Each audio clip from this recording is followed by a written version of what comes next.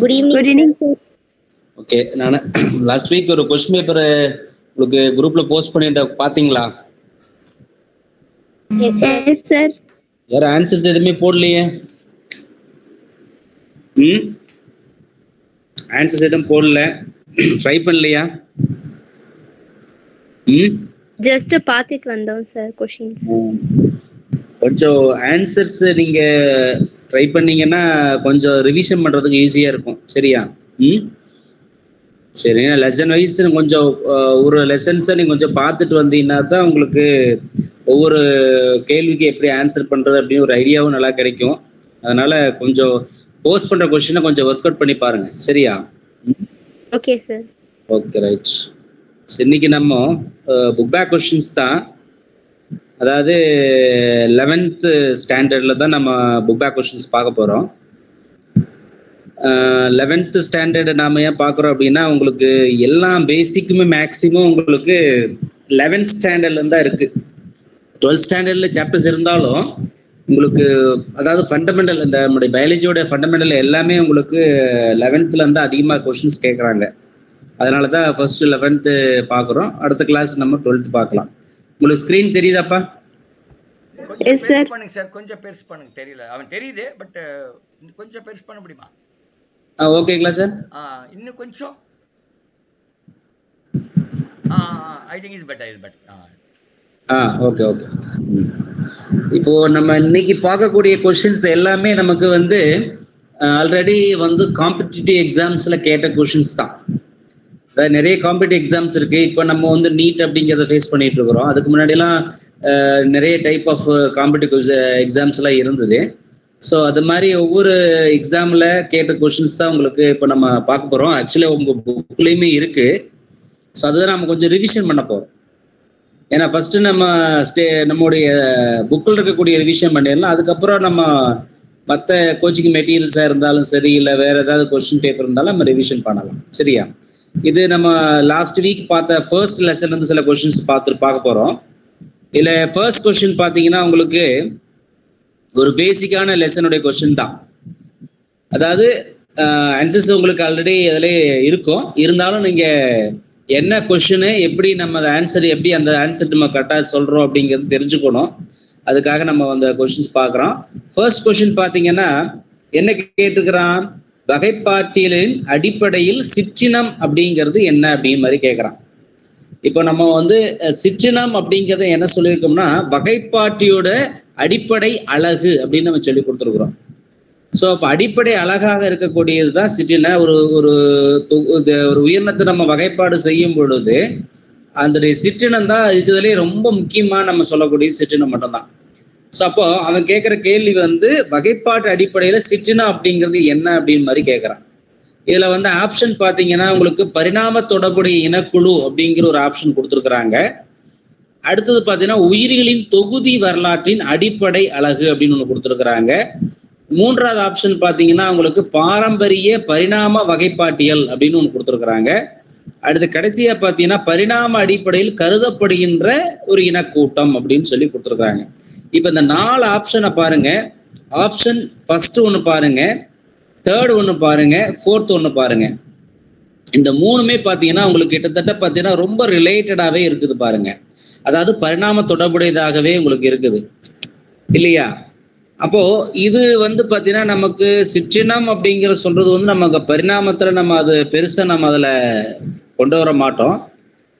என்ன அப்படின்னா நமக்கு வந்து வகைப்பாடு அப்படிங்கிறது நம்ம பரிணாமத்தின் அடிப்படையில் நமக்கு வந்து வரிசைப்படுத்தப்பட்டாலும் கூட நமக்கு அவன் கேட்குற கேள்விக்கு வந்து நமக்கு இது வந்து 3 ஆப்ஷனுமே உங்களுக்கு கொஞ்சம் தொடர்பு இல்லாத மாதிரி தான் இருக்கும் இல்லையா? அதனால தான் இதுக்கு நம்ம வந்து ஒரு சரியான ஒரு விடை அப்படின்னு சொல்ல போனோம்னா இது வந்து ஒரு அடிப்படை அழகு.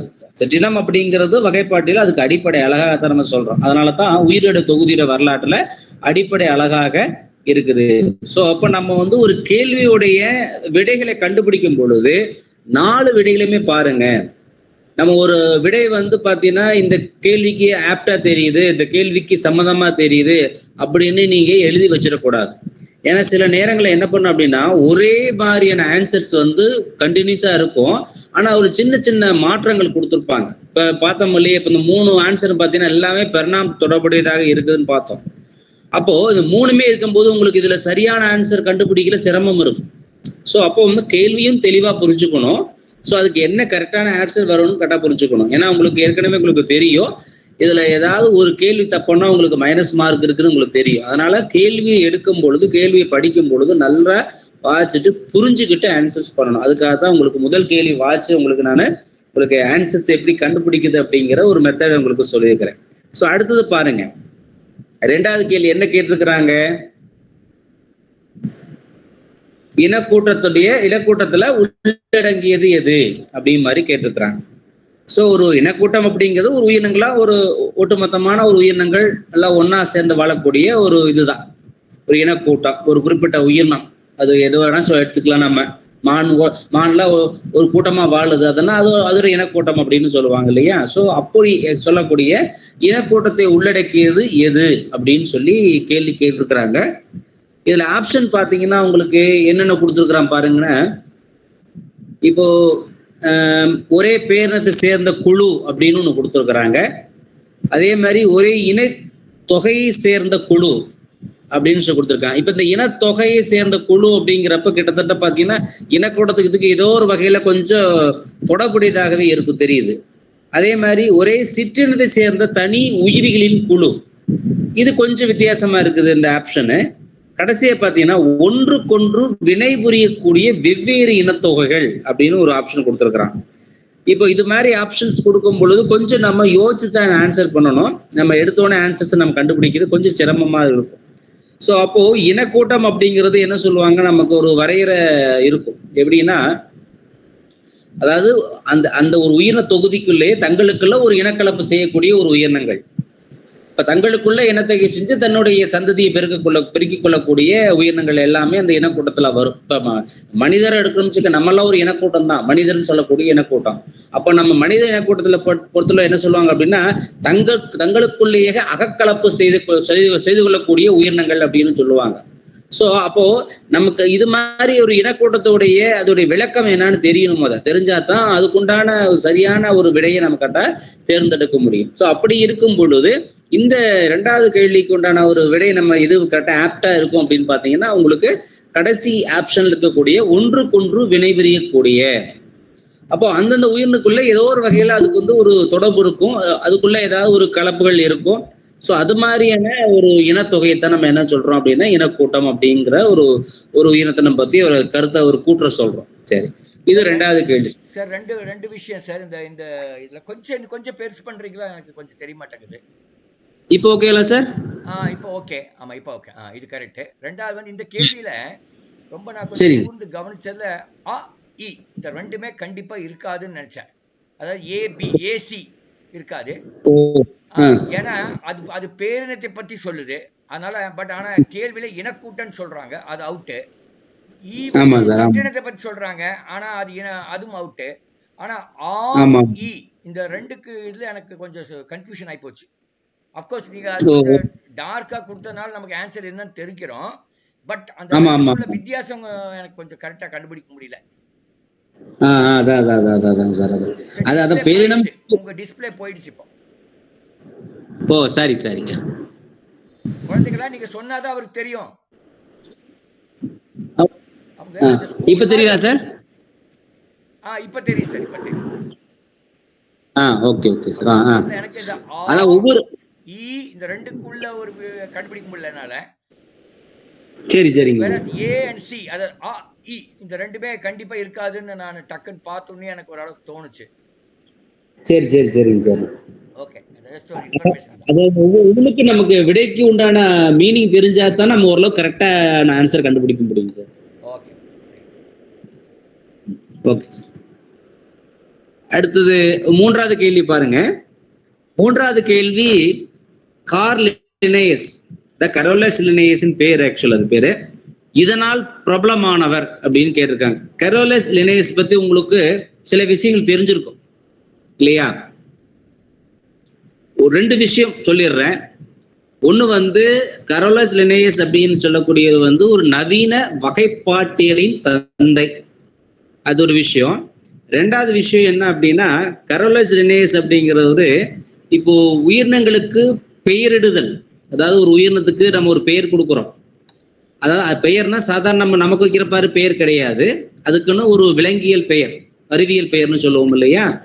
அந்த அறிவியல் பெயர் ஒரு உயிரினத்துக்கு கொடுக்கணும் அப்படின்னு முதல்ல வந்து அதுக்கு உண்டான ஒரு இதை வந்து முன்மொழிந்தவர் அப்படின்னு சொல்லலாம். அதுக்குண்டான விதியில வந்து வகுத்தவர் அப்படின்னு கூட சொல்லுவாங்க. அந்த பெயரிடும் முறையை வந்து கொண்டு வந்தவர். அதுலயும் இவர் தான் பிரபலமானவர். ஸோ 2 விஷயத்துல இவர் நம்ம முக்கியமா சொல்லலாம். கரோலஸ் லினேயஸ் வந்து இதுல பிரபலமானவர் அப்படின்னு சொல்லலாம். இப்போ இருக்கக்கூடிய ஆப்ஷனை பாருங்க. இதுல ஒவ்வொரு ஆப்ஷனையும் பார்த்தீங்கன்னா உங்களுக்கு கிட்டத்தட்ட கொஞ்சம் ஈஸியா கண்டுபிடிக்கலாம் இதை பொறுத்தளவுல. ஏன்னா ஃபர்ஸ்ட் ஆப்ஷன் ஆ பார்த்தீங்கன்னா உங்களுக்கு மரபு தொகுப்பு அமைவு அப்படின்னு சொல்றாங்க. இப்ப மரபு தொகுப்பு அமைவு அப்படிங்கிறது வந்து இது வந்து ஒரு ஜீன்களை பற்றியோ ஒரு மரபணுக்களை பற்றி அது மாதிரியான ஒரு இதை சொல்லக்கூடியதாக இருக்குது. ஸோ இது பார்த்தீங்கன்னா இதுக்கும் அவருக்கும் கொஞ்சம் சம்பந்தமே இல்லை. ஏன்னா கரோலஸ் லினேயஸுக்கும் அந்த மரபு தொகுப்புக்கும் கொஞ்சம் சம்பந்தம் இல்லாம தான் இருக்கும். ஏன்னா அவர் அதை பத்தி சொல்லவே இல்லை. ரெண்டாவது இது ஆப்டான ஆன்சர் தான் ஆக்சுவலா. ஏன்னா உங்களுக்கு ஏற்கனவே சொன்ன 2 விஷயத்துல இவர் பிரபலமானவர் ஒன்று சொன்னேன். ஒன்று வகைப்பாடு, நவீன வகைப்பாட்டு தந்தைன்னு சொல்லுவாங்க. ரெண்டாவது வந்து பெயரிடும் முறைக்கு இவர் தான் வந்து வித்திட்டவர் அப்படின்னு சொல்லுவாங்க. ஸோ இவர் தான் முதல்ல அறிமுகப்படுத்துவர் இவர் தான். ஸோ இது வந்து கரெக்டான ஆன்சர் தான். இருந்தாலும் உங்களுக்கு அதை எப்படி அதை புரிஞ்சு கொள்றது அப்படிங்கிறது மட்டும் கொஞ்சம் நீங்க பார்த்துக்குங்க. மூன்றாவது வந்து அனைத்து வகை இயற்கை முறை வகைப்பாட்டு தந்தமைன்னு சொல்லுவாங்க. இயற்கை முறைங்கிறது வந்து வகைப்பாட்டை வந்து 3 வகையா பிரிச்சிருப்பாங்க. அதாவது இதுல எப்படின்னா செயற்கை ஒன்று இருக்குது, அது இல்லாம இந்த மரபு வழின்னு ஒன்று இருக்குது, அதாவது வகைப்பாட்டுல. அப்புறம் இன்னொன்று வந்து பார்த்தீங்கன்னா அதோடைய மகரந்தம் இதை பொறுத்து பிரிச்சிருப்பாங்க. மொத்தம் 3 வகையாக பிரிச்சிருப்பாங்க. இயற்கை வகைப்பாட்டை பொறுத்தளவுல இவரு முன்மொழிந்து கிடையாது, அது வேற அறிவியல் அறிஞர்கள் இருக்கிறாங்க. ஸோ அதுக்கும் இவர் ஆப்ட் இல்லை. ஆனா வகைப்பாடுங்கிறது பேருக்கு வேணா சம்பந்தமா இருக்கலாம். ஆனா இயற்கை முறை வகைப்பாட்டுக்கு இவர் அதுக்கு ஆப்டான ஆள் இல்லை. மேற்கண்ட அனைத்துக்காகும் அது அப்படி இல்லை. அது முன்னாடி தெரிஞ்சு வச்சுன்னு 2 3 ஆன்சர்ஸ் நமக்கு தப்புன்னு சொல்லிட்டோம். அதனால மேற்கண்ட அனைத்துக்காகவும் வரக்கு வாய்ப்புகள் ரொம்ப ரொம்ப குறைவாக இருக்கும். ஸோ அதனால இதுல வந்து நமக்கு சரியான ஆன்சர் அப்படின்னு எடுத்துக்கிட்டீங்கன்னா உங்களுக்கு இரு பெயரிடும் முறையை அறிமுகப்படுத்தி இருக்கலாம். நீங்க கவனிக்கக்கூடிய ஸ்டூடெண்ட்ஸ் வந்து இதுல ஏதாவது டவுட்ஸ் இருந்ததுன்னா நீங்க கேட்டுடுங்க. ஸோ அந்த டவுட்ஸ் வந்து அப்பப்போ அந்த கேள்வியிலே நீங்க புரிஞ்சுக்கிட்டீங்கன்னா உங்களுக்கு சரியா நீங்க ஆன்சர் பண்றதுக்கு சௌரியமா இருக்கும். சரி, அடுத்து 4வது கேள்வி பாருங்க. 4வது கேள்வி என்ன கேட்டிருக்கிறாங்க அப்படின்னா, கீழ்கண்ட கூற்றில் எந்த இனப்பெருக்கம் சரியாக பொருந்துகிறது அப்படின்னு கேட்டிருக்காங்க. இனப்பெருக்க முறை இதுல வந்து உயிரினங்கள் நடக்கக்கூடிய இனப்பெருக்க முறை தான் கொடுத்துருக்குறாங்க. முதலாவது ஆப்ஷனை பொறுத்தளவு என்ன கொடுத்துருக்காங்க அப்படின்னா யூக்ளினா. இது வந்து ஒரு செல் உயிரினம், புரோட்டோசோவா அப்படிங்கிற தொகுதியை சேர்ந்த ஒரு செல் உயிரினம். குறுக்காக நகர்ந்து இரு சமப்பிளவில் ஈடுபடுகின்றன அப்படிங்கிற ஒரு ஆப்ஷன் கொடுத்துருக்குறாங்க. நெடில் என்ன சொல்றாங்கன்னா பாரமீசியத்துடைய நீள்வச சமப்பிளவு ஒன்று கொடுத்துருக்குறாங்க. 3வது ஆப்ஷன் ஈஸ் ஆப்ஷனை பொறுத்தளவு என்ன சொல்ல அமீபாவின் பல செல் பிளத்தல் அப்படிங்கிற ஒரு ஆப்ஷன் கொடுத்துருக்குறாங்க. அடுத்து கடைசி ஆப்ஷனை பொறுத்தளவு பிளாஸ்மோடியத்துல இரு சமப்பிளவும் ஒன்று கொடுத்துருக்குறாங்க. இதுல வந்து உங்களுக்கு பொதுவாக இப்ப இந்த நம்ம பார்த்தது எல்லாமே உங்களுக்கு ஒரு செல் உயிரினம் தான். ஒரு செல் உயிரினத்துல பொறுத்தளவு 2 வகையான இனப்பெருக்கம் நடக்குது. ஒண்ணு பால் இனப்பெருக்கம் சொல்லுவாங்க. பால் இனப்பெருக்கம்னா கேமெட் இணையறதுக்கு பேரு பால் இனப்பெருக்கம். 2வது வந்து பாலிலா இனப்பெருக்கம். பாலிலா இனப்பெருக்கம்னா கேமெட்டுக்கெல்லாம் உருவாகாது. அதாவது தன் உடலே அந்த உயிரினத்துடைய உடலே வந்து அங்க கேமெட் மாதிரி மாறி அது தன்னுடைய சந்ததியை பெருக்கும். ஸோ அது மாதிரியான இனப்பெருக்கம் பாலிலா இனப்பெருக்கம்னு சொல்லுவாங்க. இதுல வந்து யூக்ளினா வந்து குறுக்காக நகர்ந்து இரு சமப்பிளவு ஈடுபடுன்னு சொல்லுவாங்க. ஸோ அது மாதிரி வந்து இரு சமப்பிளவு முறையில யூக்ளினா வந்து குறுக்காக நகர்ந்து நடைபெறாது. அது நீள வாக்குல நடைபெறும். யூக்ளினா பொறுத்தளவுல குறுக்காக நகர்ந்து இரு சமப்பிளவுல அது நடைபெறாது. ஸோ அப்போ அந்த இது சரியில்லை, சரியான ஒரு விடை இல்லை.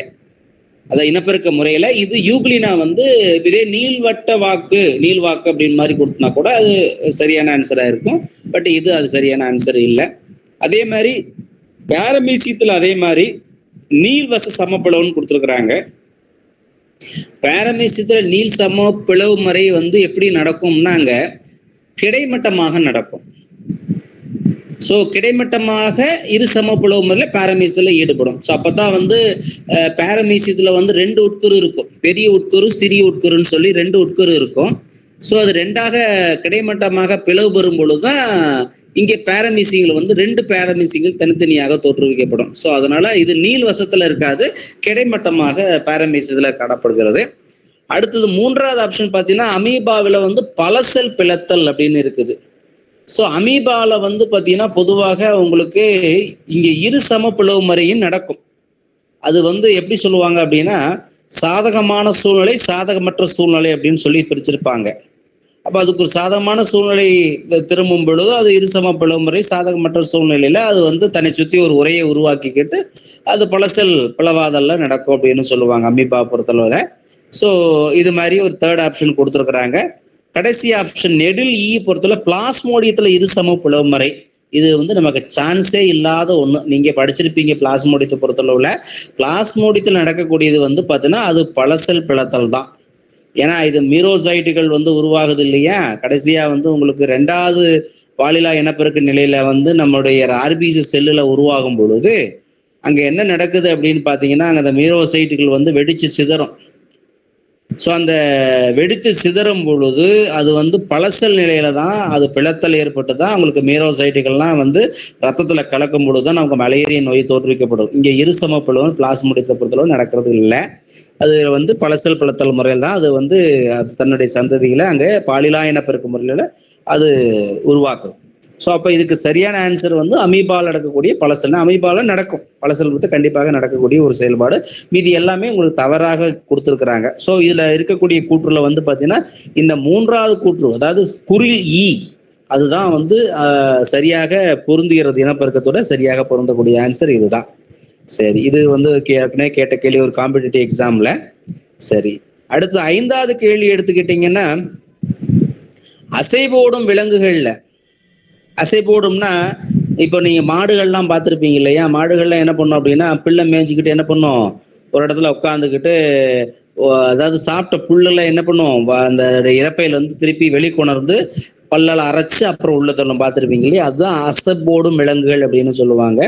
அது குடல்ல தங்கியிருக்கக்கூடிய அந்த அதாவது உணவுப் பொருட்கள் இருக்கு இல்லையா, அது வந்து உள்ள வந்து உங்களுக்கு ஃபெர்மெண்ட் அப்படின்னு சொல்லுவாங்க.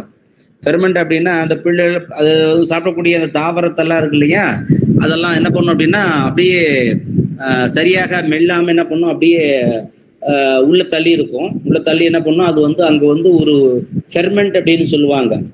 அதாவது அங்க ஊறல் எப்படி நம்ம வந்து நம்ம மாவு அரைக்கும் போது அரிசி ஊற வைக்கிறோம் இல்லையா, அது மாதிரி அந்த சாப்பிட்ட உணவுப் பொருள்லாம் வந்து பார்த்தீங்கன்னா அந்த இறப்பில வந்து மொத்தம் 4 அதாவது அறைகள் இருக்குது. அந்த அறைகள்ல ஒரு அறைகள் என்ன பண்ணும் சாப்பிட்ட உணவுப் பொருள்லாம் வந்து அங்க ஊறிட்டு இருக்கும். ஸோ அது ஊறல் வைக்கிறது மாதிரி சொல்லுவாங்க இல்லையா, அதான் அது வந்து அப்படியே ஒரு சின்ன என்ன ஆகும்னா அதுல இருந்து கேஸ் ரிலீஸ் ஆகும். அதாவது உயிரிய வாயு பயோ கேஸ் மாதிரி. அதனால தான் அந்த மாட்டு சாணத்தெல்லாம் இப்போ கேள்விப்பட்டிருப்பீங்க, பயோ கேஸ் தயாரிக்கிறது பார்த்துருப்பீங்க இல்லையா. ஸோ அப்போ அந்த உயிரி வாயு வந்து உற்பத்திக்கு காரணமாக இருக்குது. ஏன்னா அசைபோடு விலங்கினங்களை தான் நம்ம வந்து தயாரிக்கிறோம். மாடு சாணத்துல நமக்கு வந்து பொதுவாக உங்களுக்கு உயிரிய வாயு வந்து தயாரிக்கப்படுகிறது. சரியா. அப்போ அதுக்கு காரணமான ஒரு தொன்மையான ஒரு புரோகரியேட் உயிரினங்கள் இது நம்ம 14ஆம் வகுப்புல படிச்சிருப்பீங்க. அந்த தொன்மையான புரோகரியேட் உயிரிகள் என்னென்ன அப்படின்னு சொல்லி கேட்குறாங்க. அதுல வந்து பாத்தீங்கன்னா இப்போ முதல்ல தெர்மோ அசிடோஃபில் அப்படின்னு சொல்லி அப்படிங்கிற ஆப்ஷன்ல கொடுத்துருக்குறாங்க. 2வது ஆப்ஷன் பார்த்தீங்கன்னா மெத்தனோஜென்கள் அப்படின்னு ஒன்று கொடுத்துருக்குறாங்க. 3வது ஆப்ஷன் ஆப்ஷன் யூ பாக்டீரியா அப்படின்னு கொடுத்துருக்காங்க. 4வது ஆப்ஷன் ஹாலோஃபில்ஸ் அப்படின்னு சொல்லி கொடுத்துருக்காங்க. மொத்தம் 4 ஆப்ஷன் கொடுத்துருக்காங்க. இதுல தெர்மோ அசிடோஃபில்ஸ் அப்படின்னா தெர்மோ அப்படின்னா வெப்பம், அசிடோஃபில் அப்படின்னா அமிலம் கலந்தது அப்படின்னா அதாவது அதிக வெப்பநிலையும் சரி அதிக அமிலத்தன்மையிலையும் வாழக்கூடிய ஒரு புரோகரியேட் உயிரினங்கள் அப்படின்னு சொல்லக்கூடியதான் தெர்மோ அசிடோஃபில்ஸ். மெத்தனோஜென்கள் அப்படின்னா என்ன பண்ணும் அப்படின்னா காற்றற்ற சூழ்நிலையில காற்றே இல்லாத பொழுது என்ன பண்ணும் மீத்தேன் வாயை உற்பத்தி பண்ணும். அப்படி உற்பத்தி பண்ண கார்பன் டை ஆக்சைடு எல்லாம் அது வந்து வெளிவிடும் சொல்லுவாங்க. கார்பன் டை ஆக்சைடு சல்பைடு சேர்ந்து கார்பன் டை சல்பைடா கூட அது மாறும். அதுதான் வந்து இந்த பாக்டீரியத்தோட வேலை.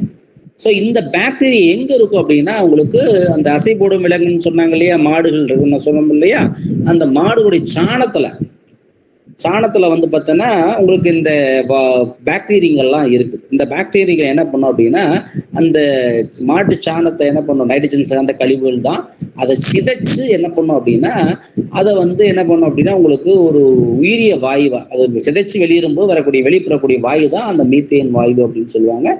அது கூட கார்பன் டை ஆக்சைடு, அது வந்து எல்லாமே காற்றற்ற சூழல் நடக்கக்கூடிய ஒரு ப்ராசஸ். ஸோ அதே மாதிரி யூ பாக்டீரியா அப்படிங்கிறதாவே உங்களுக்கு அது உட்கரு எல்லாமே இருக்கக்கூடியது. இப்போ நம்ம மனிதன பெரிய தாவரங்கள்லாம் யூ பாக்டீரியா சேர்ந்தது தான். ஸோ அது வந்து உங்களுக்கு இந்த மாதிரியான ஒரு உயிரினங்கள்ல உயிர் வாயு உற்பத்திக்கெல்லாம் இந்த பாக்டீரியா வந்து நமக்கு எப்போதுமே பயன்படாது. ஹேலோஃபில்ஸ் அப்படிங்கிறது வந்து பார்த்தீங்கன்னா உங்களுக்கு உப்புத்தன்மையில் வாழக்கூடிய ஒரு பாக்டீரியங்கள் சொல்லக்கூடிய அதிக உப்புத்தன்மை கூடிய பாக்டீரியங்கள். ஸோ அப்படிங்கிறப்ப நமக்கு உயிரிய வாயு உற்பத்திக்கு தேவையான ஒரு ப்ரோகரைட் பாக்டீரியங்கள் அப்படின்னு மெத்தனோஜன்கள், மெத்தனோ பாக்டீரியங்கள் தான் உயிர் வாயு உற்பத்திக்கு தேவையானது. ஸோ அது வந்து உங்களுக்கு ஏற்கனவே 2 மார்க் இல்லை, நீங்க மெத்தனோஜன்கள் என்றால் என்ன அப்படின்னா கேள்விப்பட்டிருப்பீங்க இந்த கேள்வி பொறுத்தளவுல. சரியா? அடுத்ததா வந்து பாத்தீங்கன்னா உங்களுக்கு கணுக்காலியோட சிறப்பு பண்புகள். ஸோ கணுக்காலிகள் என்னன்னு உங்களுக்கு தெரியும் இல்லையா? கணுக்காலிகள் கேள்விப்பட்டிருக்கிறீங்களா? Yes sir. ஒரு எடுத்துக்காட்டு சொல்ல முடியுமா?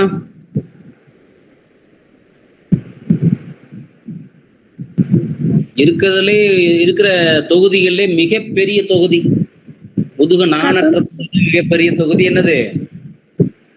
கணுக்காலிகள் தான் இல்லையா? சரி, அதுல இங்க 4 விடைகள் கொடுத்துருக்குறாங்க. அதுல வந்து கணுக்காடை சிறப்பு பண்புகளை மட்டும் நம்ம தேர்ந்தெடுக்கணும். ஃபர்ஸ்ட் ஆப்ஷன் என்ன கொடுத்துருக்குறான்னா நீர்வாழ் தனி உயிரிகள் அப்படின்னு கொடுத்துருக்குறான்.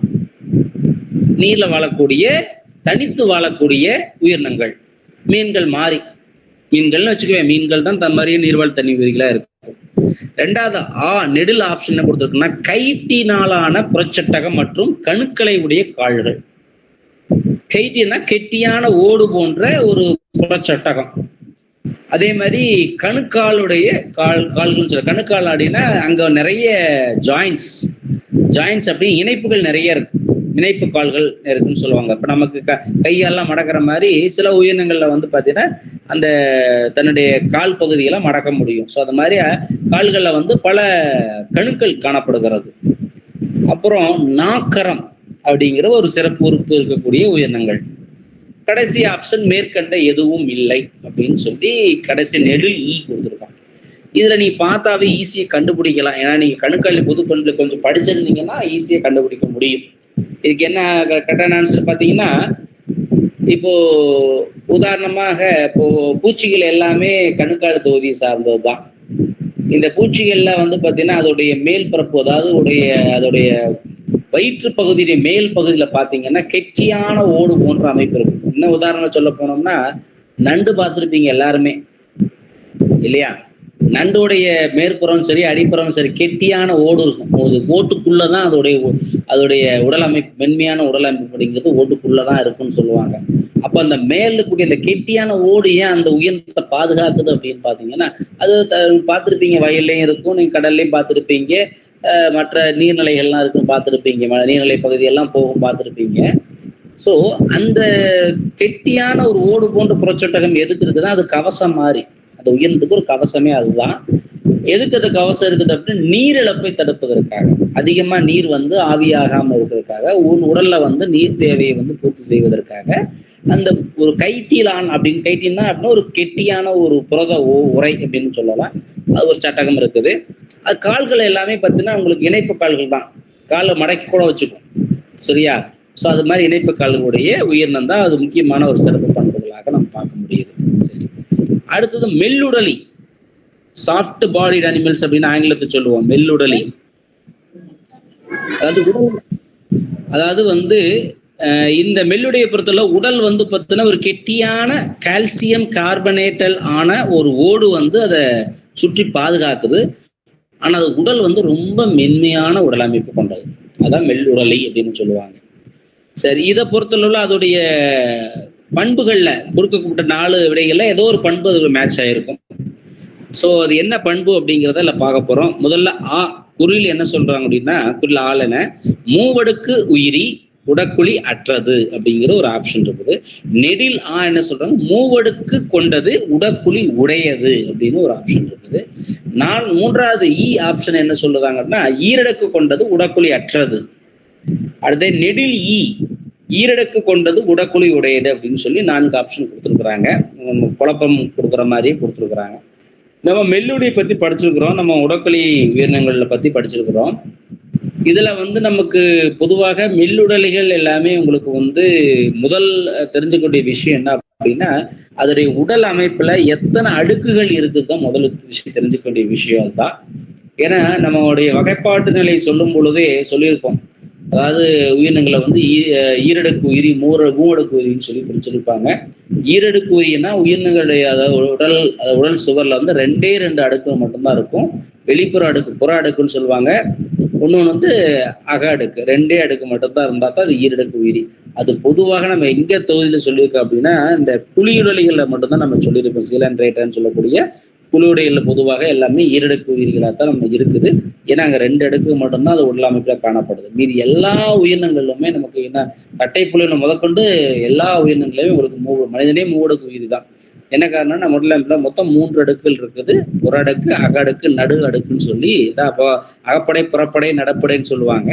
அப்போ 3 அடுக்குகள் கொண்ட உயிரினமாகத்தான் இந்த பொதுவாக மெல்லுடலிகள் எல்லாமே நமக்கு இருக்குது. சரி, அதே மாதிரி இதுல செரிமான மண்டலம் இருக்குதான்னு பாத்தீங்கன்னா, இதுல செரிமான மண்டலம் இந்த மெல்லுடல பொதுவாகவே காணப்படுகிறது. அப்ப செரிமான மண்டலம் அங்க வளர்ச்சி இருந்ததுனாவே அங்க உடற்குழி இருக்குன்னு தான் அர்த்தம்.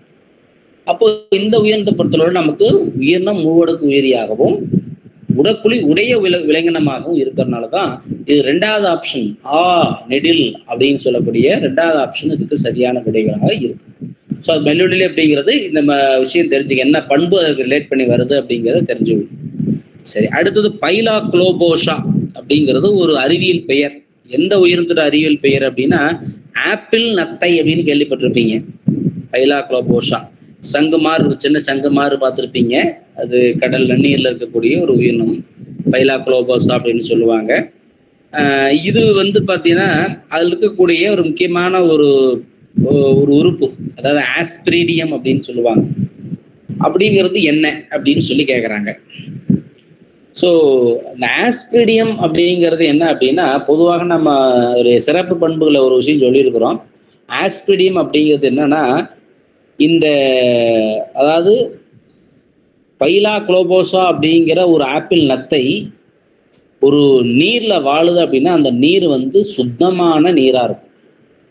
ஒரு கலங்கல் நீர்லயோ ஒரு ஒரு கெட்டுப்போன நீர்ல பொதுவாக இந்த உயிரினம் வாழாது. அப்போ அந்த ஆப்பிள் நத்தை ஒரு நீர்ல வாழுது அப்படின்னா, அந்த நீர் பொதுவாக சுத்தமான கெட்டு போகாத ஒரு நீராக இருக்கும். அதுக்கு காரணம் என்ன அப்படின்னா, அதுல இருக்கக்கூடிய ஆஸ்பிரிடியம் தான். ஏன்னா ஆஸ்பிரிடியத்தோட வேலை என்ன அப்படின்னா, அது ஒரு உணர்வு உறுப்பு மாதிரிதான்.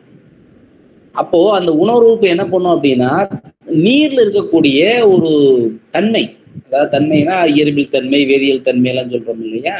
அப்போ நீர்ல ஏதாவது மாசுபடுத்தல் இருக்குதா இல்லையா அப்படிங்கிறது எல்லாமே நீ கண்டுபிடிச்சோம்.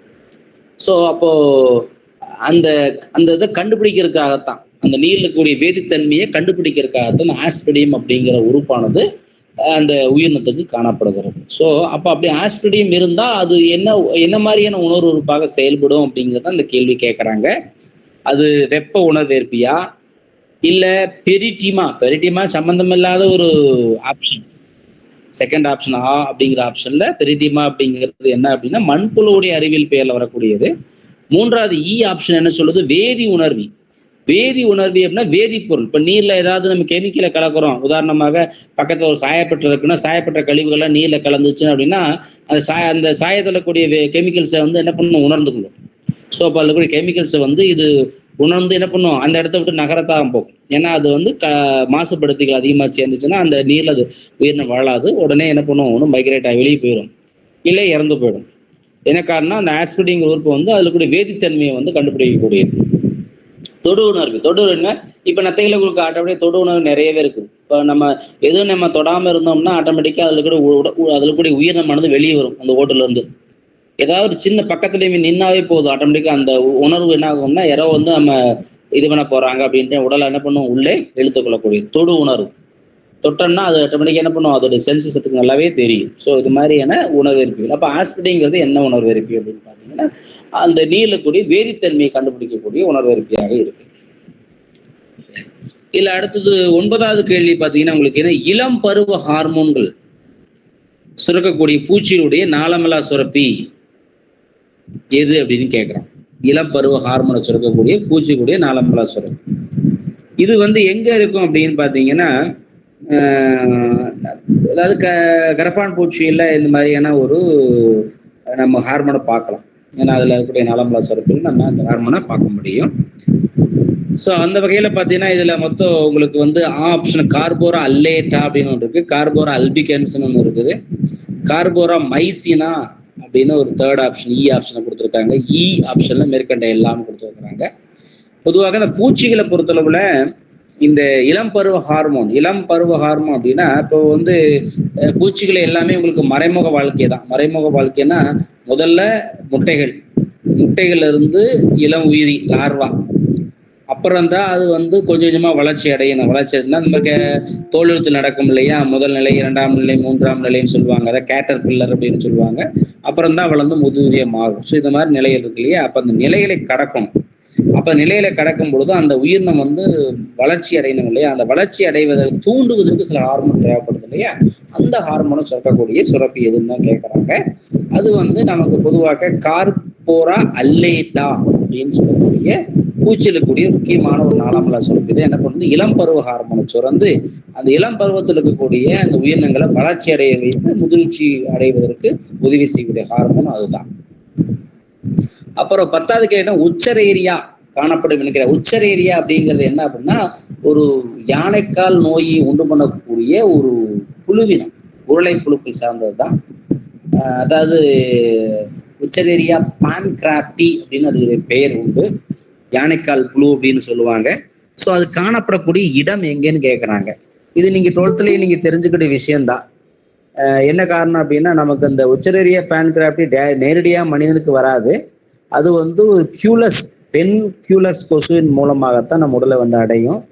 ஏன்னா அதில் இருக்கக்கூடிய முட்டைகள், அதில் இருக்கக்கூடிய அந்த இள உயிரி லார்வாக்கள்லாம் வந்து பார்த்தீங்கன்னா அந்த பெண் கியூலஸ் கொசு வந்து நம்மளை கடிக்கும் பொழுது, பாதிக்கப்பட்ட கொசு கடிக்கும் பொழுது அந்த இள உயிரி லார்வாக்கள் எல்லாமே அதில் முட்டைகள்லாம் நம்ம ரத்தத்தில் கலந்து தான் நமக்கு அது வந்து அதோடைய வாழ்க்கை சுழற்சியை நிறைவு செய்வதற்கு நம்ம ரத்தத்தில் கலந்து அது எங்கே போய் மேக்சிமம் போய் அங்கே ஒரு தங்குது அப்படின்னு பார்த்தீங்கன்னா, நமக்கு இந்த நிணநீர் நாளங்கள், நிணநீர் முடிச்சுகள் இங்கதான் பொதுவாக போய் அங்கே போய் என்ன பண்ணோம் அப்படின்னா தங்கி அங்கேருந்து உணவுப் பொருளை எடுத்துக்கிட்டு அது நல்லா முதிர்ச்சி அடைஞ்சு தன்னுடைய வாழ்க்கை சுழற்சியை நிறைவு செய்யும். ஸோ அந்த வகையில் இது என்ன பண்ணும் அப்படின்னா, போய் நம்முடைய நிணநீர் நாளங்களில் போய் உணவு முடிச்சுகளில் போய் தங்கி என்ன பண்ணணும்னா அதில் வந்து அடைப்பை ஏற்படுத்தும். அடைப்பை ஏற்படுத்துறதுனால தான் நமக்கு வீக்கம் ஏற்படும். அந்த வீக்கம் தான் நம்ம சொல்லுவாங்க யானைக்கால் அப்படின்னு சொல்லுவாங்க.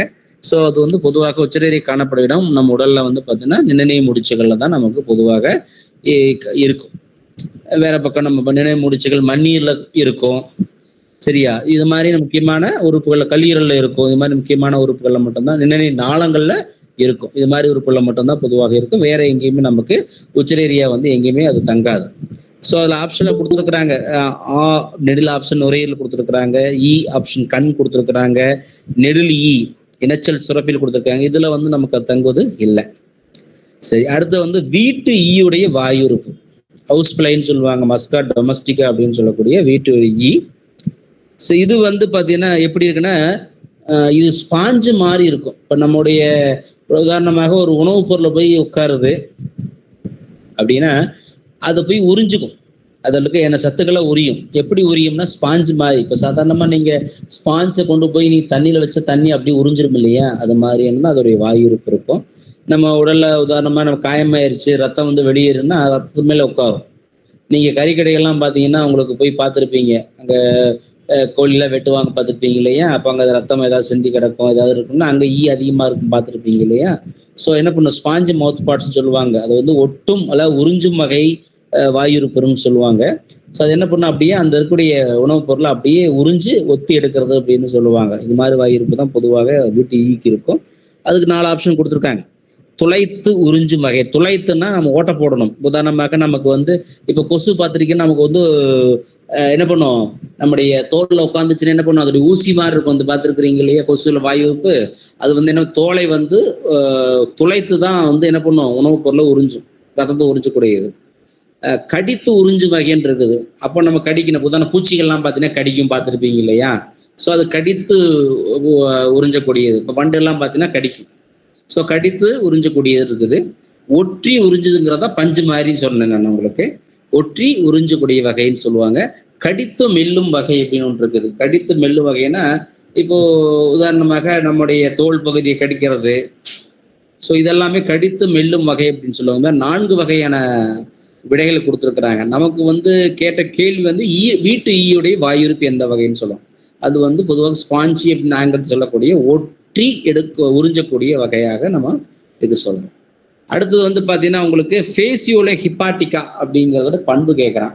ஃபேசியோல ஹிப்பாட்டிகா அப்படின்னு எதோட அறிவியல் பெயர் அப்படின்னா கல்லீரல் புழுவோட அறிவியல் பெயர் தான் ஃபேசியோல ஹிப்பாட்டிகா அப்படின்னு பேரு. இதோடைய பண்பு கீழ்கண்ட நாளில் வந்து எது பண்புன்னு சொல்லுவாங்க. இதுக்கு முதல்ல நீங்க என்ன தெரிஞ்சுக்கணும் அப்படின்னா, இந்த ஃபேசியோல ஹிப்பாட்டிகா அப்படிங்கிறது வந்து எந்த தொகுதியை சார்ந்த உயிரினம் அப்படின்னு தெரிஞ்சுக்கோங்க. இது வந்து தட்டை புழுக்கள் அப்படின்னு சொல்லுவாங்க. பிளாட்டிஹெல்மின்தஸ் அப்படின்னு சொல்லக்கூடிய தொகுதியுடைய உயிரினமாக இருக்கிறது தான் ஃபேசியோல ஹிப்பாட்டிகா. இதுல 4 விடைகள் கொடுக்கப்பட்டுள்ளது. குரில் ஆப்ஷன் என்ன கொடுக்காங்க, இருபால் உயிரி சுய கருவுறுதல் அப்படின்னு கொடுத்துருக்குறாங்க. 2வது நெடில் இருபால் உயிரி அயல் கருவுறுதல் அப்படின்னு சொல்லி கொடுத்துருக்குறாங்க. 3வது ஆப்ஷன் என்ன சொல்றாங்கன்னா ஒருபால் உயிரின்னு கொடுத்துருக்குறாங்க. கடைசி நெடில் ஆப்ஷன் என்ன சொல்றாங்கன்னா ஏ மற்றும் பி அப்படின்னு சொல்லக்கூடிய ஏ மற்றும் பினா மற்றும் நெடில் அப்படின்னு சொல்லக்கூடிய ஆப்ஷன் கொடுத்துருக்குறாங்க. இதுல வந்து இந்த கல்லீரல் பொறுத்தவரை உங்களுக்கு இருபால் உயிரி சுய கருவுறுதல் அப்படின்னு ஒரு ஆப்ஷன் கொடுத்துருக்காங்க. இருபால் உயிரின்னு என்ன அர்த்தம் அப்படின்னா, ஆண் இனப்பெருக்கு உறுப்பும் பெண் இனப்பெருக்கு உறுப்பும் ஒரு உயிரில காணப்பட்டுச்சுன்னா அதுக்கு பேர் இருபால் உயிரி.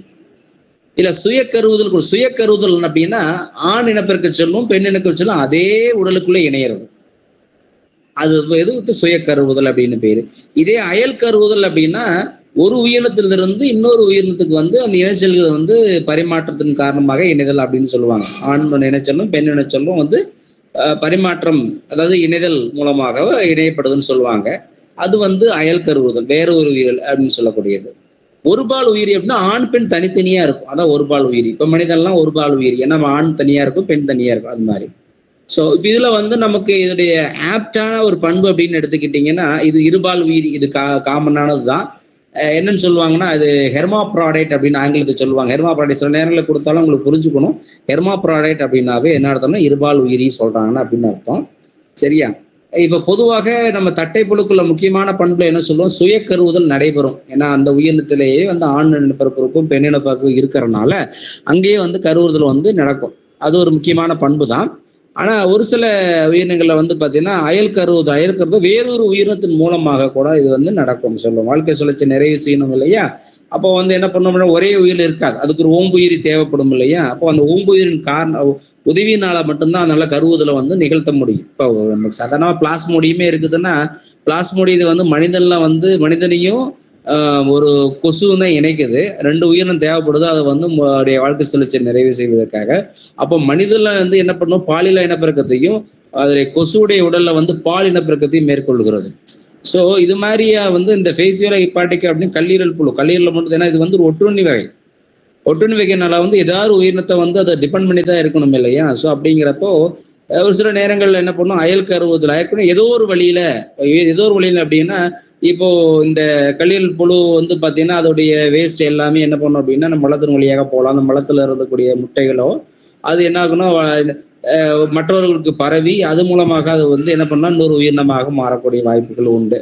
ஸோ இது மாதிரியான அயல் கருவுதலும் நடக்குது, சுய கருவுதலும் இந்த உயிரினத்தில் நடக்கிறதுனால முதல் 2மே இதுக்கு வந்து மிக சரியான ஆன்சராக இருக்குது, ஃபேசியோல ஹிப்பாட்டிகா அப்படிங்கிற உயிரினத்தை பொறுத்தளவுல.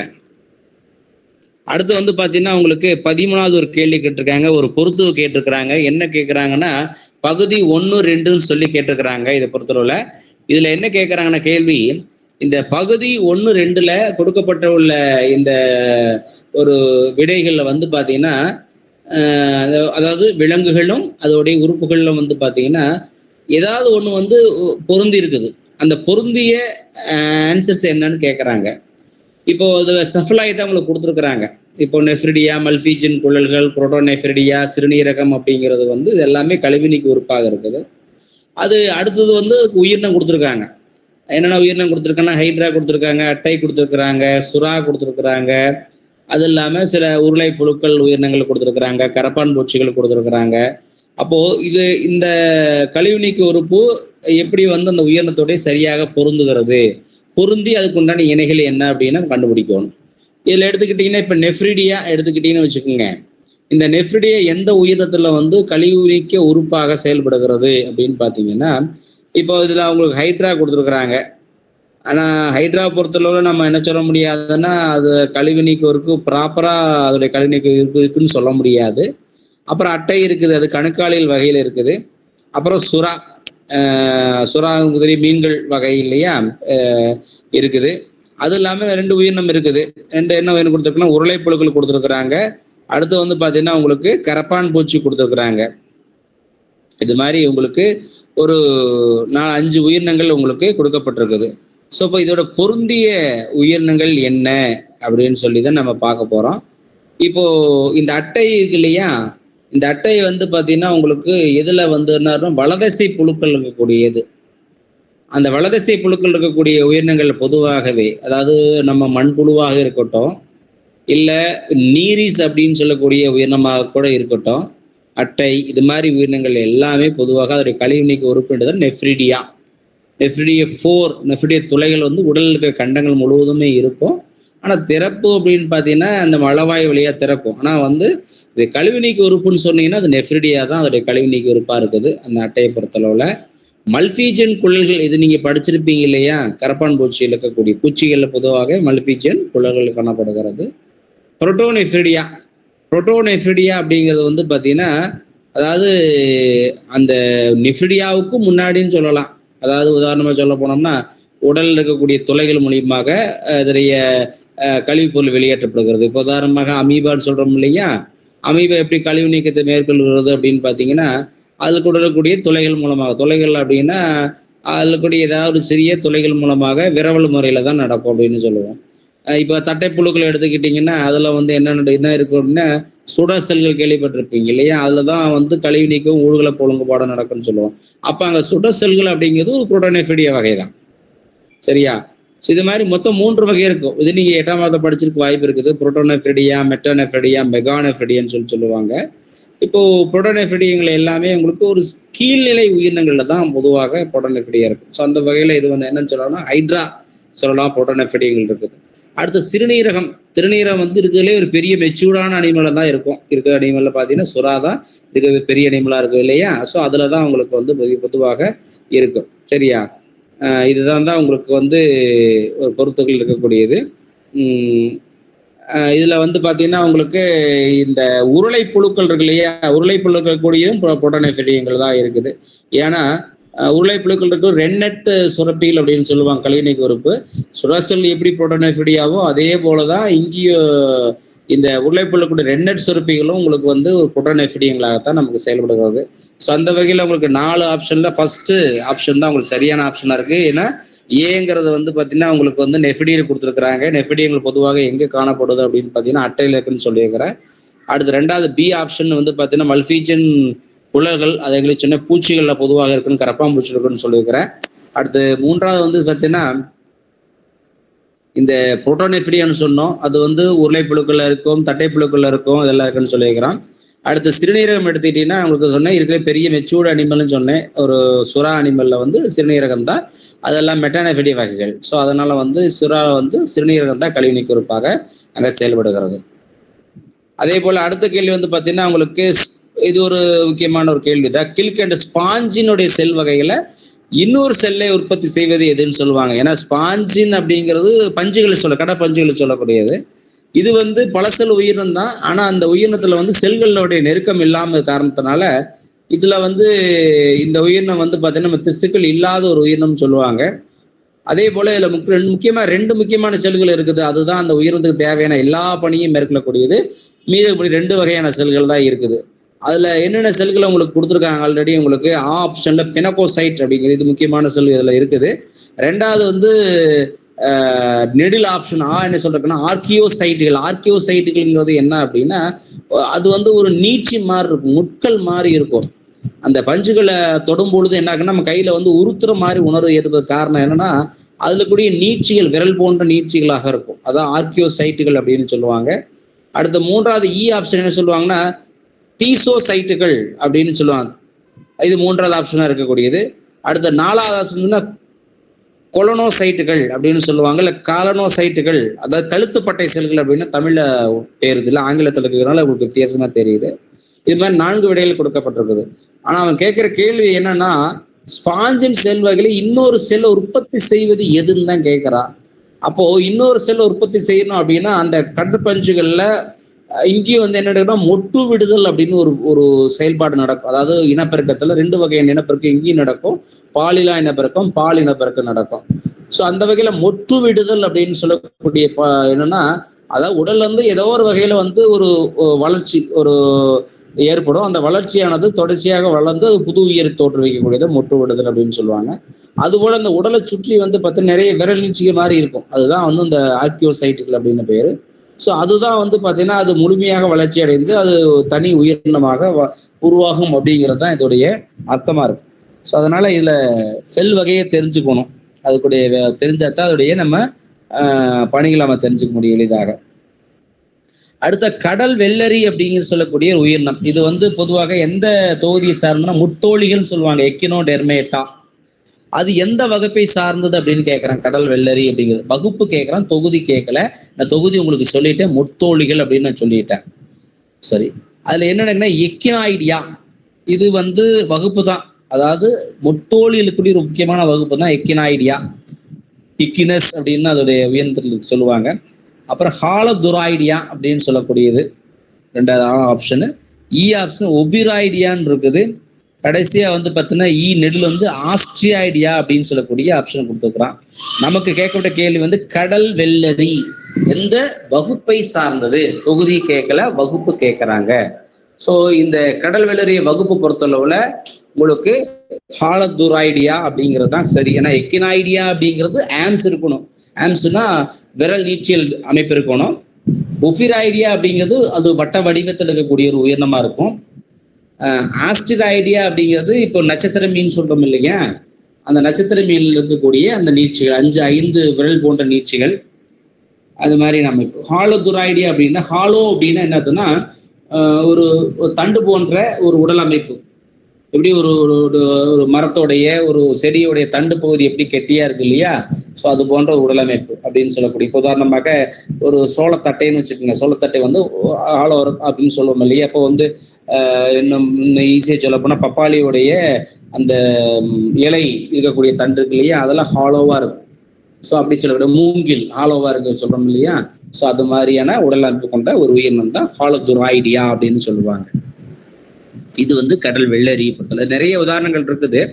ஸோ இதுல வந்து நம்ம கடல் வெள்ளரி மட்டும் நமக்கு கேட்கறாங்க. அடுத்து 16வது கேள்வி பார்த்தீங்கன்னா பச்சோந்தியுடைய நிறங்கள் இதோட தொடர்புன்னு சொல்ல. பச்சோந்தி அப்படின்னாவே உங்களுக்கு ஈஸியாக தெரிஞ்சு போயிடும். ஏன்னா இது வந்து என்னன்னு சொல்லுவாங்கன்னா மிமிக்ரி அப்படின்னு சொல்லுவாங்க, ஒப்பு போலி அப்படின்னு சொல்லுவாங்க. அது வகையை சார்ந்தது. என்ன காரணம்னா இது எங்க இருந்தாலும் அதோடைய உடலுடைய நிறத்தையும் மாற்றிக்கொள்ளும். அப்போ நம்மளால எளிதாக கண்டுபிடிக்க முடியாது. ஸோ இது வந்து ஒரு தற்காப்பு தான். பச்சாந்தியுடைய நிறங்கள் வந்து இதோட தொடர்புடையதாக இருக்கு. அப்போ நிறங்கள் அப்படின்னா அதுக்கு காரணம் என்னன்னா அதுல இருக்கக்கூடிய முக்கியமான ஒரு நிறமையாக சொல்லணும். ஏன்னா அதுதான் வந்து பார்த்தீங்கன்னா அதோடைய பேக்ரவுண்ட் அப்படின்னா தன்னை சுற்றி என்ன நிறம் இருக்குதோ அதுக்கு அது மாதிரி தன்னோட நிறத்தை மாற்றிக்கொள்ளக்கூடிய பண்பு. அதுக்கு காரணம் என்ன அப்படின்னு எது கேட்குறாங்க. குரோமோபிளாஸ்ட் அப்படின்னு சொல்லி ஒன்று இருக்குது.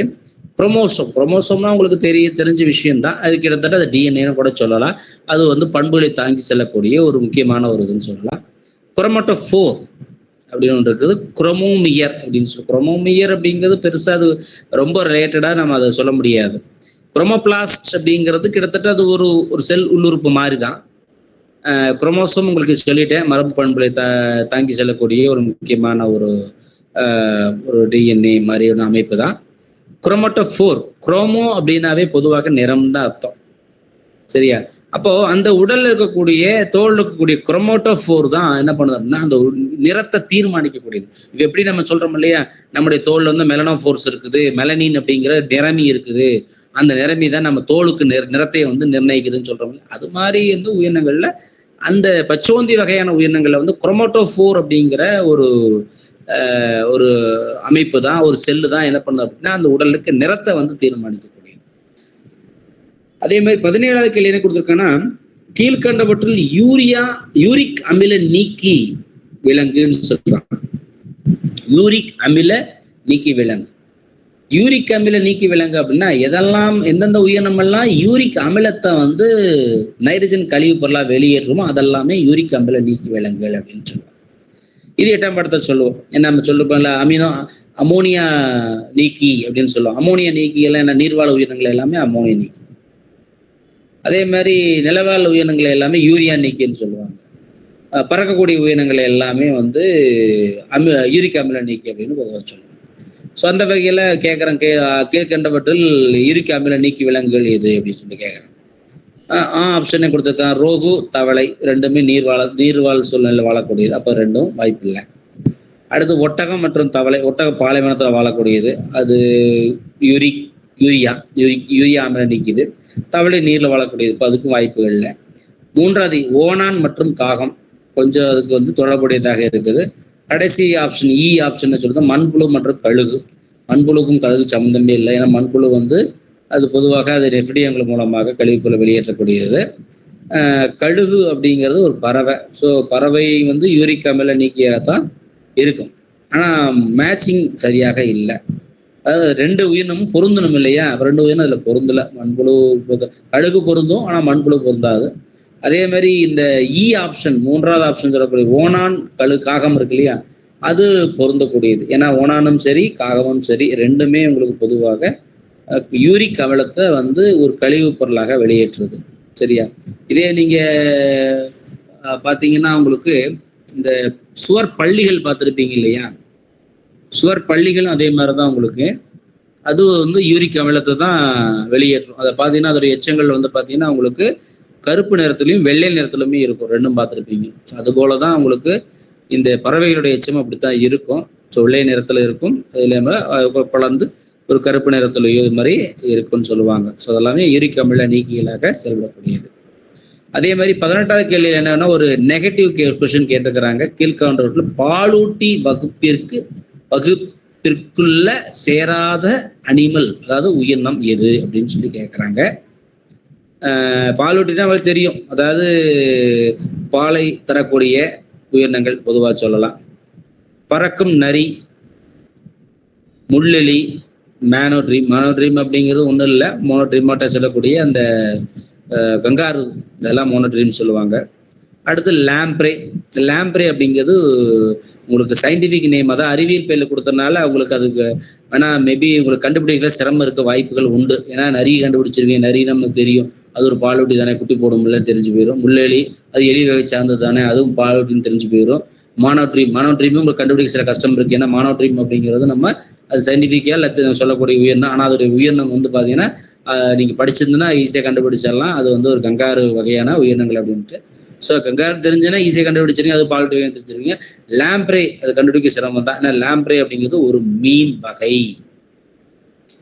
ஸோ அதாவது மீன் வகைன்னா அது வட்ட வாயுடைய ஒரு மீன் வகைன்னு சொல்லுவாங்க. ஸோ அதுதான் லாம்பரேன்னு சொல்லக்கூடிய உயிரினங்கள், பாம்பு போன்ற மீன்கள்லாம் சொல்லுவாங்க. ஸோ மீன்களுக்கும் பாலூட்டிக்கும் சம்மந்தம், மீன்கள் அது வகுப்பே மீன்கள் தானே, இதுக்கு சம்மந்தமே இல்லை. ஸோ இப்போ வந்து அவன் கேட்குற கேள்வி வந்து நெகட்டிவ் கொஸ்டின். சேராதது எது, பாலூட்டு வகுப்பிற்குள்ள இல்லாத உயிரினம் எதுன்னு கேட்குறான். லாம்பரே. அப்போ சில உயிரினங்களுக்கு நீங்க அறிவியல் பேர் தெரிஞ்சிருந்தா மட்டும்தான் கொஞ்சம் ஈஸியாக கண்டுபிடிக்க முடியும். அதனால கொஞ்சம் புரிஞ்சுக்குங்க. வித்தியாசமான ஒரு ஆன்சர் கொஞ்சம் திங்க் பண்ணீங்கன்னா கொஞ்சம் ஈஸியாக ஐடியா கிடைக்கும். அடுத்து வந்து பாத்தீங்கன்னா பலனோ கிளான்ஸ். ஹலோ சார், பறக்கும் நரினா பறக்குமா சார்? என்னம்மா? பறக்கும் நரி சார். பறக்கும் நரி, ஆமா, ஃப்ளைங் ஃபாக்ஸ். அதாவது பறக்கும் நரின்னா நீங்க ரொம்ப அப்படியே வேகமா பறவை மாதிரி பறக்குன்னு நினைச்சுக்காதீங்க. அதுல உடல் அமைப்புல அந்த பறப்பதற்கான அந்த ஒரு அமைப்பு தெரியும், அவ்வளவுதான். அப்ப சில பள்ளிகள்லாம் பார்த்தீங்கன்னா பறக்கும் பள்ளிகள்லாம் கேள்விப்பட்டிருப்பீங்க. பறக்கும் பள்ளிகள்லாம் ரொம்ப உயரத்துல பறக்கிற மாதிரி உயர்ந்தம் கிடையாது.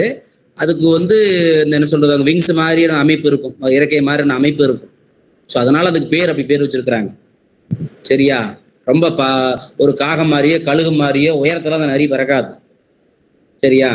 உதாரணமாக இப்ப நமக்கு வவ்வால் இருக்கு இல்லையா, வவ்வால் கேள்விப்பட்டிருக்கிறீங்களா? வவ்வால் வந்து பறக்கு, ஆனா பறவைன்னு சொல்ல முடியுமா அதை? ஏன்னா அது வந்து ஒரு பாலூட்டி. சரி, அது மாதிரிதான் இந்த நரியும் சொல்லக்கூடியது. புரியுதா? அதுக்கு வந்து உடல்ல வந்து அது மாதிரி ஒரு எக்ஸ்ட்ரா ஒரு அமைப்பு இருக்கு, அவ்வளவுதான். மற்றபடி வந்து இது வந்து அந்த அளவுக்கு உயரத்துல பறக்கக்கூடிய உயிரினம்லாம் அது கிடையாது. ஒரு பாலூட்டி வகை சார்ந்த உயிரினம் தான். சரி, அடுத்து வந்து பலனோ கிளாஸஸ். இது வந்து என்ன அப்படின்னா, நம்ம வந்து ஒரு இணைப்பு உயிரி தான். இணைப்பு உயிரினா ஒரு முதுகு நாணற்றவையும் முதுகு நாணுள்ளவையும் இணைக்கக்கூடிய ஒரு உயிரி. அதாவது இதோடைய தொகுதின்னு பார்த்தீங்கன்னா என்ன சொல்லுவாங்க அப்படின்னா, மொத்தம் இந்த முதுகு நாணற்றவையிலிருந்து அடுத்த காடேட்டான்னு சொல்லக்கூடிய முதுகு நாணுள்ள உயிரி உருவாகும் பொழுது இந்த முன் முதுகு நாணுடையவை அப்படின்னு சொல்லக்கூடிய உயிரினங்களை பிரிப்பாங்க. அதாவது வால் நாணிகள், தலை நாணிகள், அரை நாணிகள் பிரிப்பாங்க இல்லையா? அந்த வகையில இது அரை நாணிகள் அப்படின்னு சொல்லுவாங்க. அரை நாணிகள்னாவே பாதி உயிரினத்துடைய பண்புகள் எப்படி இருக்கும்னா ஒரு முதுகு நாணற்ற பண்பும், பாதி உயிரினத்தோட பண்புகள் வந்து முதுகு நாணுள்ளவை பண்பு இருக்கிறதுனால ரெண்டித்து இணைக்கக்கூடிய ஒரு இணைப்பு உயிரியாக பலனோ கிளாஸஸ், அதாவது நாக்குப்புழு அப்படின்னா அதுக்கு பேர் உண்டு, தமிழ்ல சொல்லுவாங்க. ஸோ அதோடைய கழிவு நீக்கு உறுப்பு என்னன்னு கேட்குறாங்க. ஸோ இந்த கழிவு நீக்கு உறுப்பு வந்து பார்த்தீங்கன்னா அதோடைய அதாவது தலைப்பகுதியில மையத்திலே இருக்கும். இதுல எடுத்துக்காட்டு அதோடைய விடைகள் பார்த்தீங்கன்னா ஆப்ஷன் சொல்றதாங்க அப்படின்னா உணர்கொம்பு சுரப்பி. இதுக்கு உணர்கொம்பே இல்லை. பூச்சிகளுக்கு தான் உணர்கொம்பு இருக்கும், இதுக்கு உணர்கொம்பு இல்லை.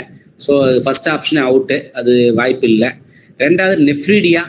நெஃப்ரிடியா கொஞ்சம் சொல்லலாம், ஆனால் நெஃப்ரிடியா வந்து இதுக்கு கன்ஃபார்மாக இருக்குன்னு பார்த்தீங்கன்னா இல்லை. ஏன்னா நெஃப்ரிடியா வந்து எங்கே இருக்கும்னா நமக்கு வந்து வளதசை புழுக்கள் இருக்கு இல்லையா, மண்புழு பாண்ட உடல் கண்டங்கள் உடைய உடல் அமைப்பில் மட்டும்தான் நெஃப்ரிடியங்கள் இருக்கும். ஸோ அதனால இது கிட்டத்தட்ட ரிலேட்டடாக இருந்தாலுமே சரியான ஆன்சர் இல்லை. அடுத்தது கழுத்து நான். கழுத்துல நான்னா அது வந்து அதுக்கு கழுத்து பகுதி இருக்குது, கழுத்து பகுதியில வந்து முதுகு நான் அப்படிங்கிற அமைப்பு இருக்குது. ஆனா அது வந்து கழிவுநீக்கு உறுப்பாக செயல்படுவது இல்லை. அதுக்கு மேல கழுத்து பகுதிக்கு மேல ப்ரொஃபாசிஸ் சுரப்பின்னு ஒண்ணு இருக்குது. அதுல மையத்துல சின்ன ஒரு திறப்பு இருக்கும். அந்த திறப்பின் வழியாகத்தான் கழிவுநீக்கு பொருளானது அங்க அதாவது திறக்கப்படுகிறது, வெளியேற்றப்படுகிறது, எல்லாமே அதுதான் ப்ரொஃபாசிஸ் சுரப்பி அப்படின்ட்டு கழுத்து பகுதிக்கு மேல இருக்கக்கூடிய ஒரு அமைப்பு. அதுதான் வந்து பலனோ கிளாஸுடைய முக்கியமான கழிவுநீக்கு உறுப்பாக செயல்படக்கூடியது. சரி, அடுத்து வந்து பாத்தீங்கன்னா உங்களுக்கு பறவை பாலூட்டிகள்ல எந்த பண்பு வந்து ஊர்வனற்றும் பெற்றிருக்குதாங்க, ஊர்வன உயிரினங்களை பெற்றுள்ளன அப்படின்னு சொல்லி கேட்கறாங்க. ஸோ பறவை, பாலூட்டி, ஊர்வனம், இந்த ரெண்டுக்கும் பறவைக்கும் பாலூட்டிக்கும் பொதுவான பண்புல எந்த ஒரு ஊர்வன பெற்றுள்ளன அப்படின்னு சொல்லி கேட்கிறாங்க. இப்ப நம்ம உயிரினத்தை பிரிக்கும் பொழுது, அதாவது முதல்ல மீன்கள்னு பிரிக்கிறாங்க. அதாவது நம்முடைய அதாவது முதுகு நாணுடைய உயிரினங்கள்ல வெர்டிபிரேட்டான்னு சொல்லுவாங்க, முதுகெலும்புள்ள உயிரினங்கள். அதை 4 வகுப்பா பிரிப்பாங்க. மீன்கள், தவளைகள், அதாவது இருவாழ்வியல் சொல்லுவாங்க, அப்புறம் ஊர்வன, பரப்பன, பாலூட்டின்னு சொல்லிட்டு. அப்படி பிரிக்கும் பொழுது முதல்ல மீன்கள் வந்துடுறாங்க. மீன்களுக்கு அடுத்தது வந்து உயிரினங்களை பிரிக்கும் பொழுது என்ன சொல்லுவாங்கன்னா 4 காலிகளும் பிரிக்கிறாங்க. டெட்ராபோடான்னு சொல்லி பிரிப்பாங்க. 4 காலிகள்னா 4 கால்களை உடையது, 2 ஜோடி கால்களை உடையக்கூடியதுன்னு சொல்லுவாங்க. ஸோ அந்த வகையில இப்போ தவளைகள்ல இருவாழ்விகள் இல்லையா, அதுக்கு வந்து 4 கால்கள் இருக்கு, 2 ஜோடி கால்கள் இருக்குது. அப்புறம் ஊர்வன அதுக்கு 4 கால் இருக்குது. இப்போ பறவைகளுக்கு அது 2 கால்கள், முன்னங்கால்கள் வந்து இறக்கையா மாற்றுப்பட்டிருக்குது.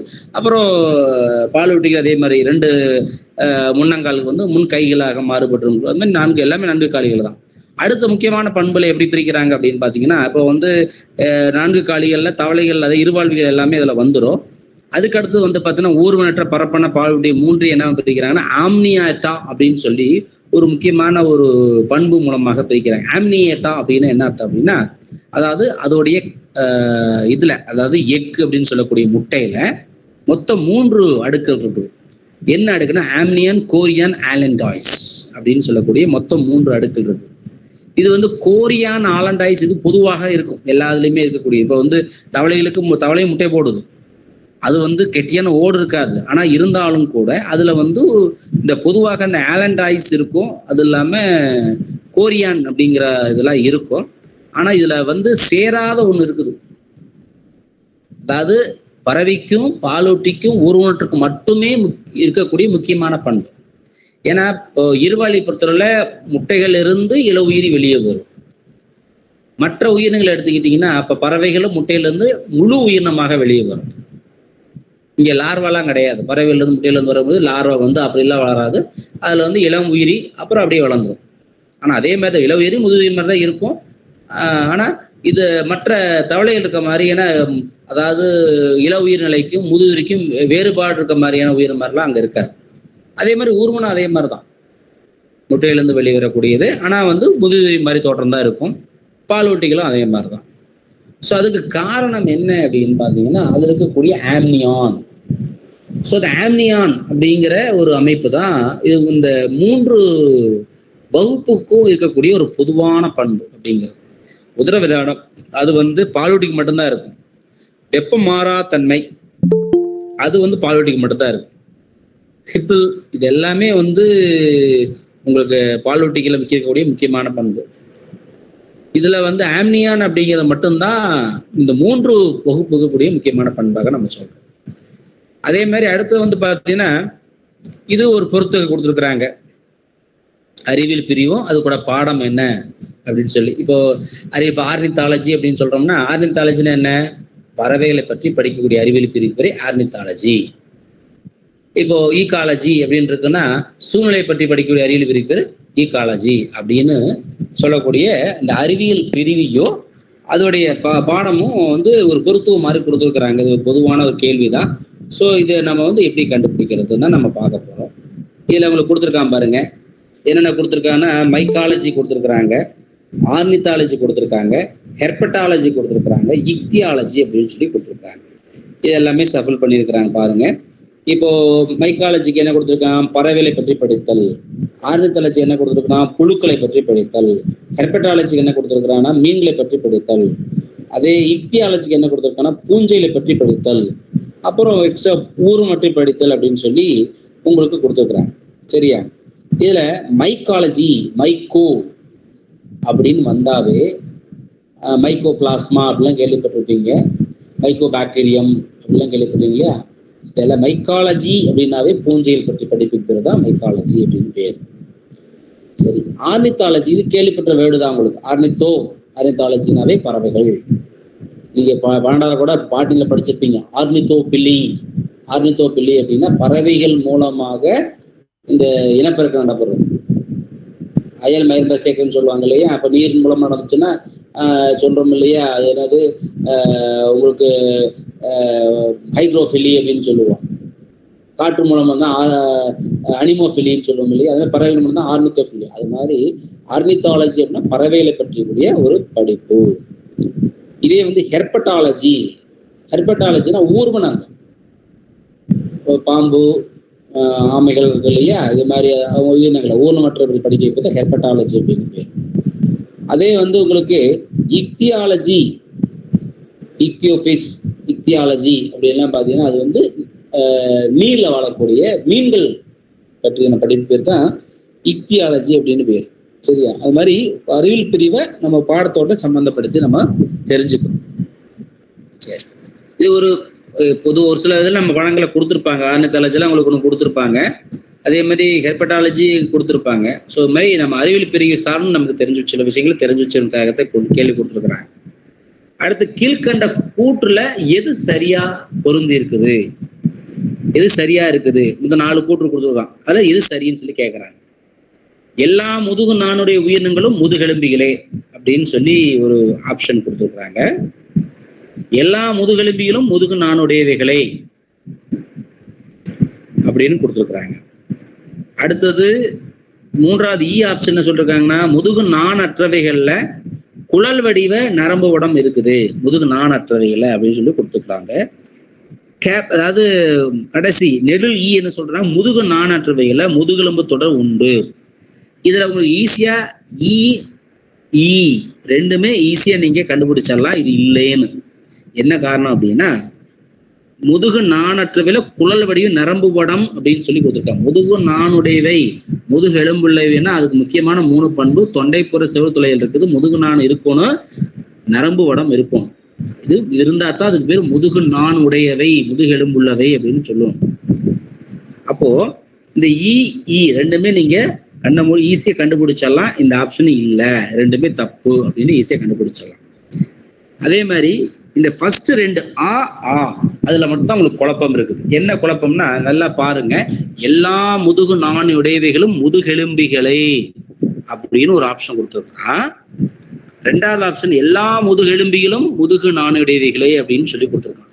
இதுலதான் நீங்க ரொம்ப யோசிச்சு சரியான விடையை கண்டுபிடிக்கணும். எப்படின்னா, முதுகு நாணுடைய உயிரினங்கள் இருக்குது, ஏதாவது ஒரு பண்பு பெற்றிருந்தாலே அது முதுகு நாணுடையதான். இப்ப நம்ம சொன்ன பலனோ கிளாஸ் ஒன்று சொன்னோம் இல்லையா, அது வந்து முதுகு நாணற்ற உயிரக்கூடிய, அது அரை நாணிகள், அதாவது முதுகு நாணு உடையவையில முன் முதுகு நாணிகள் அந்த உயிரினத்தை சொல்லுவாங்க. என்ன காரணம்னா, அங்க வந்து அதாவது முதுகு எலும்புகள் வளர்ச்சியில அடைஞ்சிருக்காது.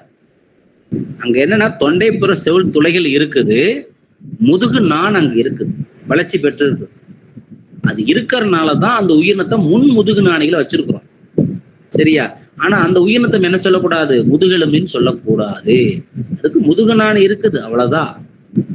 அதுக்காக வந்து முதுகெலும்புனா என்ன அர்த்தம், நமக்கு இருக்கு இல்லையே முதுகெலும்பு, அந்த முதுகு நாண் தான் வளர்ச்சி பெற்று முதுகெலும்பா மாறும். அப்போ அந்த உயிரினத்துக்கு அப்படி வளரல, ஒரு சின்ன ஒரு வடம் தான் இருக்கும், அதுக்கு பேரு முதுகு நான்னு பேரு, அவ்வளவுதான். மற்றபடி அந்த உயிரினம் முதுகெலும்பிகளாக கருதப்பட முடியாது. சரியா? அதே மாதிரி தலைநாணிகள் அப்படித்தான், வாழ்நாணிகள் அப்படித்தான். அதுக்கெல்லாம் ஒரு குறிப்பிட்ட பண்பு மட்டும்தான் இருக்குது ஒழிஞ்சு அது முழுமையான வளர்ச்சி பெற்ற முதுகெலும்பு உயிரினங்கள். இப்ப நீங்க அதே மீன்களை எடுத்துக்கங்களேன், மீன்கள் வந்து முதுகெலும்பிகள். என்ன காரணம்னா, முதுகு நாண் வந்து வளர்ச்சி பெற்று முதிர் உயிரிகள்ல முதுகெலும்பா மாறி இருக்கு. அதுல பாத்தீங்கன்னா உங்களுக்கு முள் இருக்கும் பாத்துருங்க, சென்டர்ல ஒரு முள்ளெலும்பு தொடர் இருக்கும் பார்த்துருப்பீங்க இல்லையா, அது மாதிரி மாறி இருக்கும். அது கிடைமட்டமான ஒரு உயிரியா இருக்கும். அப்படியே வளர்ச்சி அடைஞ்சு தான் உங்களுக்கு நேராக வளரக்கூடிய உயிரினங்களா உருவாயிருக்கு. அப்போ வந்து அந்த முதுகுநான் அப்படிங்கிற அமைப்பு தான் முதுகுவிரிகளை வளர்ச்சி பெற்று அது முதுகு எலும்பாக மாறி இருக்கு. அப்ப நம்ம என்ன சொல்ல முடியாது, ஒரு உயிரினத்துக்கு முதுகுநான் இருந்ததுன்னா அது முதுகெலும்புன்னு சொல்லவே முடியாது. சரியா? அப்போ முதுகெலும்பு இருக்கக்கூடிய உயிரினங்களை மட்டும்தான் என்னன்னு சொல்ல முடியும், முதுகுநான் உயிரின் முழுசா நம்ம சொல்ல முடியும். அதனால ரெண்டுக்கும் உள்ள வித்தியாசத்தை சரியா புரிஞ்சுக்கிட்டீங்கன்னா உங்களுக்கு ஆன்சர்ஸ் வந்து தப்பாகாது. சரியா? அது மாதிரி இந்த கேள்விகள்லாம் ஒரு தடவை நல்லா படிச்சு பாருங்க. ஏன்னா நான் இப்ப சொன்ன கேள்விகள்ல ஒரு சில வினாக்கள் வந்து போன வருடம் நீட் எக்ஸாம்ல கேட்ட கேள்விகள்ல ஒரு கேள்விகள் இருக்குது. புரியுதா?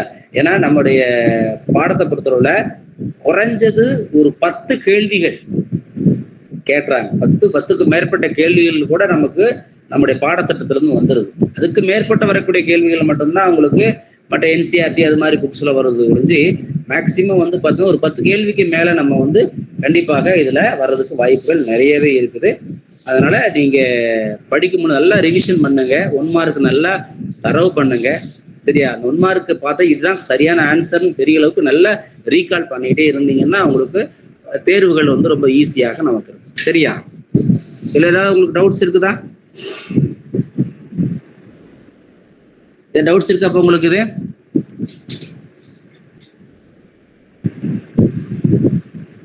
பேசுறது கேக்குதா?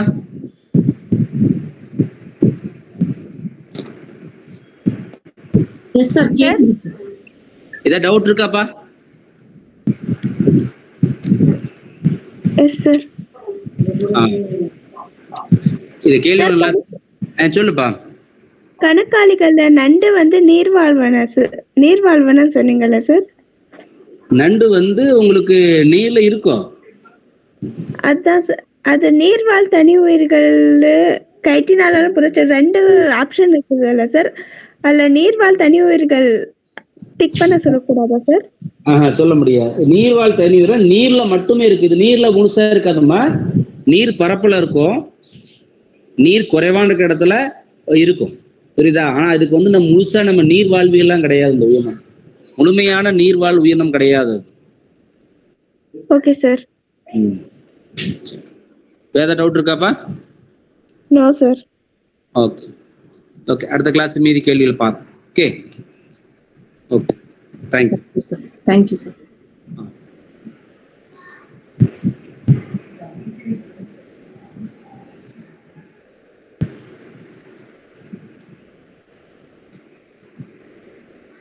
Mm-hmm.